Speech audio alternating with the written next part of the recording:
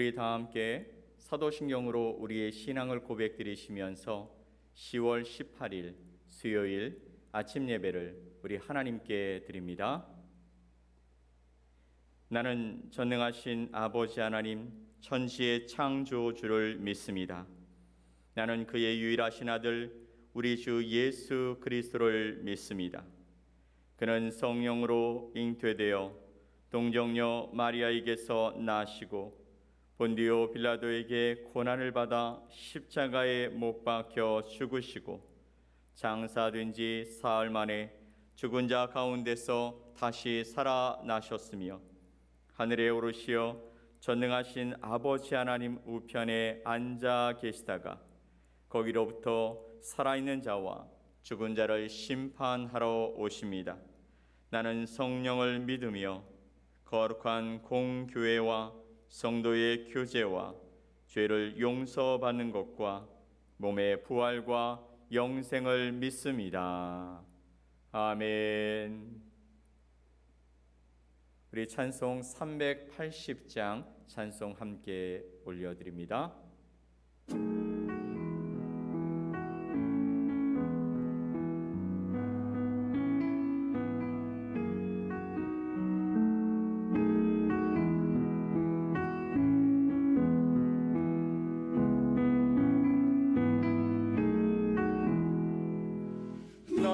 생명 되신 주님 앞에 나아갑니다. 주의 흘린 보혈로 정케하사 안아주소서. 날마다 주를 찬송하겠네. 주의 사랑 줄로서 나를 굳게 잡아 매소서. 괴로운 세상 지낼 때 나를 인도하여 주소서. 주를 믿고 나가면 나의 길을 잃지 않겠네. 날마다 주를 찬송하겠네. 주의 사랑 줄로서 나를 굳게 잡아 매소서. 세상 살아갈 때에 주를 더욱 사랑합니다. 밝고 빛난 천국에 나의 영혼 들어가겠네. 날마다 주를 찬송하겠네. 주의 사랑 줄로서 나를 굳게 잡아 매소서. 아멘.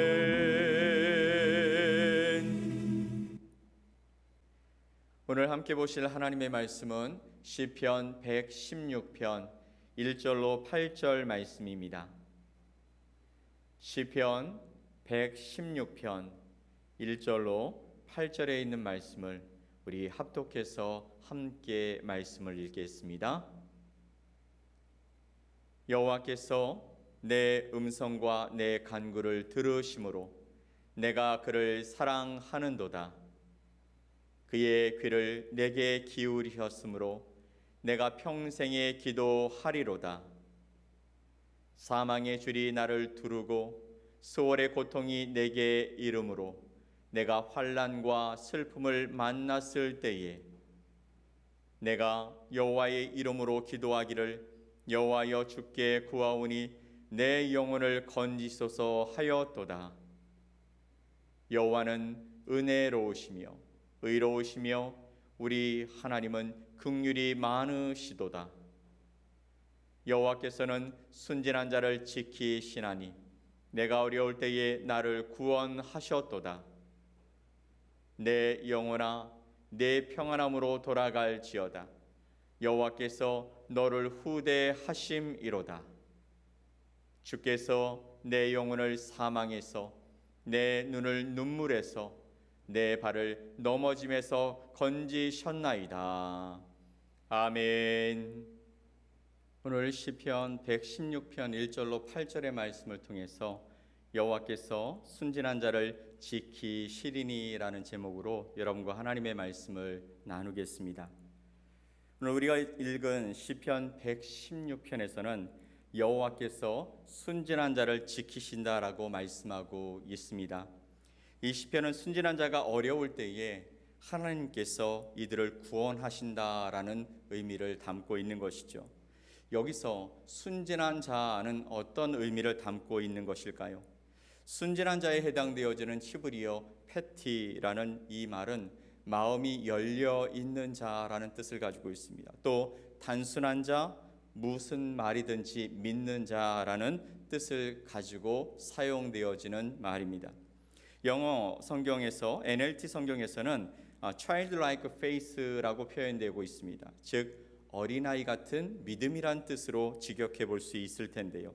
한글 성경에서는 순박하다, 순진하다라는 말로 번역해서 사용되고 있습니다. 거짓이나 꾸밈이 없는 자, 또는 경험이 부족하여 힘이 없는 자, 또 단순하며 무슨 말이나 잘 받아들이는 자라는 뜻을 나타내고 있는 것입니다. 따라서 이 말은, 즉 순진한 자라는 이 말은 교훈을 따르지 않는 고집이 세고 어리석은 자와는 구별되는 말이기도 한 것입니다. 오늘 3절과 4절 말씀을 보면 시편 기자가 정말 어려운 일을 만났던 것 같아요. 그래서 이렇게 고백합니다. 사망의 줄이 나를 두르고 스올의 고통이 내게 이름으로 내가 환난과 슬픔을 만났을 때에 내가 여호와의 이름으로 기도하기를 여호와여 주께 구하오니 내 영혼을 건지소서 하였도다. 아멘. 그는 하나님께 간절히 기도했습니다. 결과적으로 여호와께서 순진한 자를 지키시고 또 구원하셨다라고 할 때 그가 바로 자기 자신이었다라고 고백하고 있는 것입니다. 호텔 왕으로 잘 알려진 콜네드 힐튼이라는 사람이 있죠. 이 사람은 기도하는 사람으로도 잘 알려져 있습니다. 그는 인생의 위기가 찾아왔을 때 그의 경험을 이렇게 고백한 적이 있습니다. 1930년 미국이 경제 대공황이 찾아왔을 때 힐튼의 호텔 사업도 위기를 피해갈 수 없었던 것이죠. 그런데 이때 힐튼은 이렇게 고백합니다. 살다 보면 궁지에 몰릴 때가 있다. 갈 곳이 없을 때가 있다. 나에게 그런 때가 찾아왔다. 나는 벽 속에 갇힌 기분이었으며 한 발자국도 내디딜 수 없을 정도로 암흑 속에 묻힌 것을 느낄 수가 있었다. 그러나 나는 기도했다. 그리고 살 길이 열렸다. 나는 살아남았고 그 후에 엄청난 기회가 찾아왔다. 하나님을 향한 기도가 나를 구해낸 것이다. 힐튼은 그 상황에서 하나님께서 7명의 천사를 보내주셔서 그가 필요로 했던 자금을 도와주셨고 그는 그 대공황 사건 그는 그 대공황 속에서 오히려 사업을 역전시키고 또 반전시켜서 놀라운 힐튼은 그 상황 속에서 하나님께서 7명의 천사를 보내주셔서 그가 필요로 했던 자금을 도와주셨고 그는 대공황 중에 오히려 사업을 역전시키는 놀라운 기회를 잡게 되었다고 고백하고 있는 것입니다. 기도가 우연의 일치가 아니냐라는 반론을 편 한 청년에게 옥스퍼드 대학교의 교수였던 C.S. 루이스라는 사람이 이렇게 말합니다. 기도가 우연의 일치라는 말이 있습니다. 당신의 말처럼 그럴 수도 있을 겁니다. 하지만 내가 기도를 그만둔다면 그 우연도 멈추게 될 것입니다.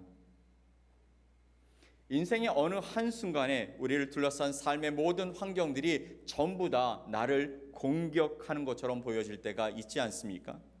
그러나 그때 넉넉한 그늘로 우리를 품어주시는 그분, 그 하나님이 계시는 한 환난과 아픔과 고통으로 그러나 그때에 넉넉한 그늘로 나를 품어주시는 그분, 이 하나님이 계시는 한 환난은 아픔과 고통으로 존재하겠지만 그 환난 속에서 우리를 하나님께서 안전하게 지켜주심을 경험함으로써 우리는 인생의 길을 멈추지 않고 걸어갈 수 있게 되는 줄 믿습니다. 아멘. 5절 말씀에 보면 여호와는 은혜로우시며 의로우시며 우리 하나님은 긍휼이 많으시도다라고 고백하고 있죠. 또 7절 말씀에 내 영혼아 내 평안함으로 돌아갈지어다 여호와께서 너를 후대하심이로다. 아멘.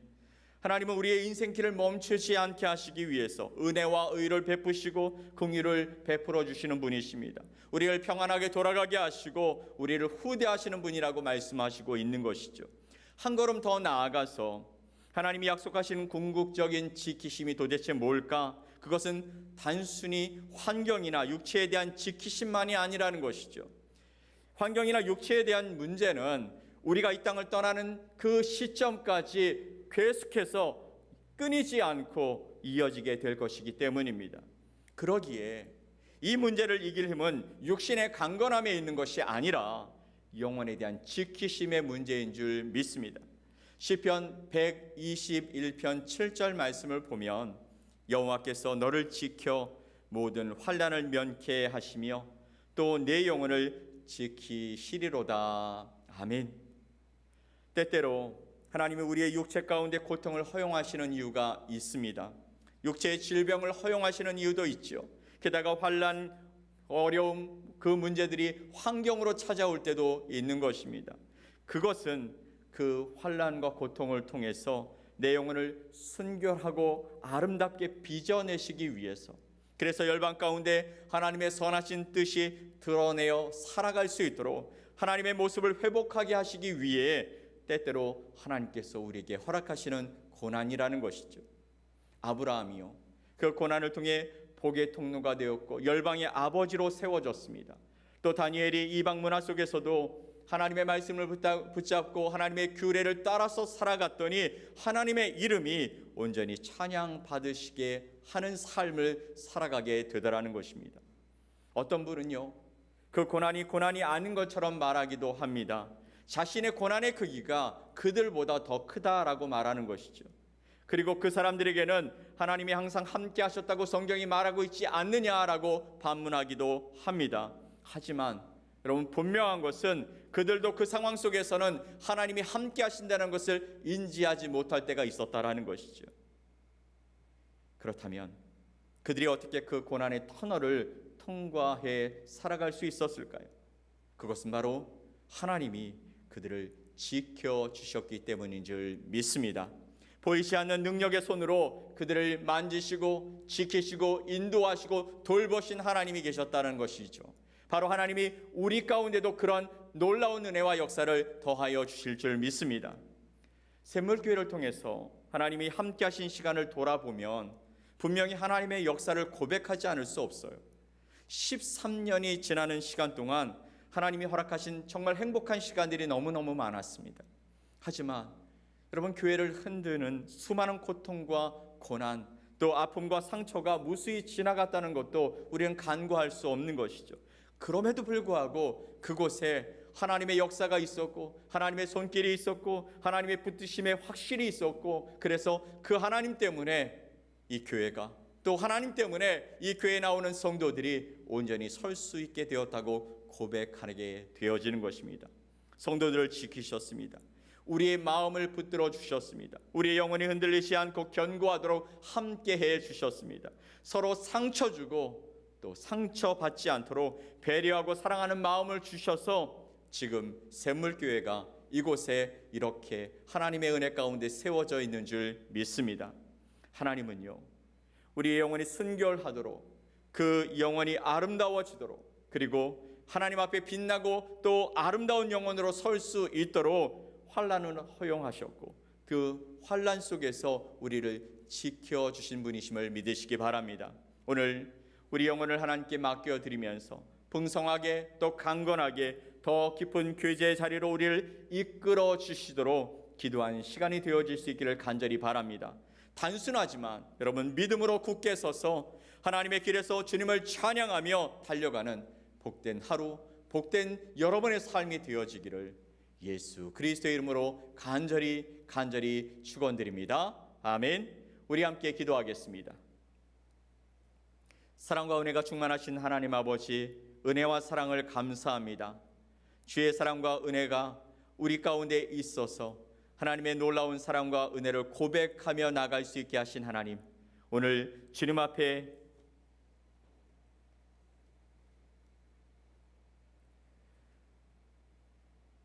사랑과 은혜가 충만하신 하나님 아버지, 은혜와 사랑을 감사합니다.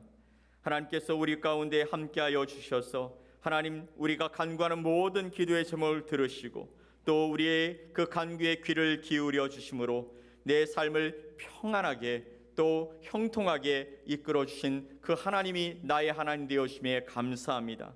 우리가 주님의 이름을 부르고 주님께 구하고 주님 앞에 우리의 삶을 맡겨드릴 때 하나님 한 번도 거절하지 아니하시고 우리를 품에 안으시고 함께 이 길을 걸어가 주셔서 감사합니다. 때로는 우리의 삶의 어려운 문제들을 만나서 그 문제들로 말미암아 힘들고 고통받고 신음하던 그 삶을 하나님이 위로해 주시고 붙들어 주셔서 감사합니다. 사망의 실이 나를 두르고 수월의 고통이 내게 이름으로 내가 환난과 슬픔을 만났을 때에 내가 여호와의 이름으로 기도하기를 여호와여 주께 구하오니 내 영혼을 건지소서 하였도다. 여호와는 은혜로우시며 의로우시며 우리 하나님은 긍휼이 많으시니이다 라고 말씀했던 이 시인의 고백처럼 우리의 고백이 주님 앞에 들려지게 하여 주시옵소서. 오늘 하루도 하나님의 은혜 가운데 정말 우리의 삶을 인도해 가시는 하나님의 손에 붙들려지기를 원합니다. 하나님, 순진한 자를 지키셔서 구원케 하시는 하나님의 손길에 붙들려 우리의 삶을 주님 앞에 맡겨드리고 아버지 하나님, 단순하지만 아버지 하나님 믿음을 가지고 굳건히 서서 하나님의 영광을 드러내며 살아가는 거룩한 자들이 될 수 있도록 도와주옵소서. 오늘 하루 하나님께 영광을 위하여 살아가는 우리들 때문에 주님의 나라가 임하고 주님의 영광이 보여지는 복된 날들을 보게 하여 주시옵소서. 믿고 감사드리며 예수 그리스도의 이름으로 기도 올리옵나이다. 아멘. 하늘에 계신 우리 아버지여, 이름이 거룩히 여김을 받으시오며 나라가 임하시오며 뜻이 하늘에서 이루어진 것 같이 땅에서도 이루어지이다. 오늘 우리에게 일용할 양식을 주시옵고 우리가 우리에게 죄 지은 자를 사하여 준 것 같이 우리 죄를 사하여 주시옵고 우리를 시험에 들게 하지 마시옵고 다만 악에서 구하시옵소서. 나라와 권세와 영광이 아버지께 영원히 싸움나이다. 아멘.